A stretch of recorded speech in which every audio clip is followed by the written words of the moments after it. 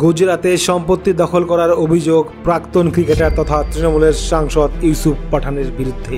Gujarat high court জানায় বদোদরার একটি জমি দখল করে রেখেছেন ইউসুফ পাঠান। গুজরাতের নগর নিগম দ্রুত জমি অপসারণের নির্দেশ দিয়েছেন। সুপ্রিম কোর্টের একটি আদেশের উদ্ধৃতি দিয়ে গুজরাট হাইকোর্ট বলেছে, আইন লঙ্ঘনের জন্য সেলিব্রিটিদের ছাড় দেওয়া মানে সমাজে ভুল বার্তা যাওয়া। গত মাসে বিচারপতি মৌনা ভাটের সিঙ্গেল বেঞ্চ ইউসুফ পাঠানের দায়ের করা আবেদন খারিজ করে দিয়েছিল।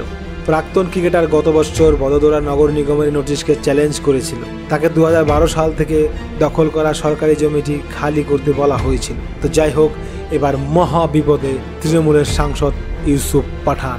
এটা পশ্চিম বাংলা নয় যে অবৈধভাবে আপনি কাজ করবেন আর চুপচাপ মেনে নেবে সকলে। এটা গুজরাট, এখানে অন্যায় করা মুশকিল। 2012 সাল থেকে অবৈধভাবে জমি দখল করে রয়েছে ইউসুফ পাঠান, এবার তাকে ছাড়তেই হবে। তো মহাবিপদে ইউসুফ পাঠান, মমতা বাঁচাতে পারবে না এখানে।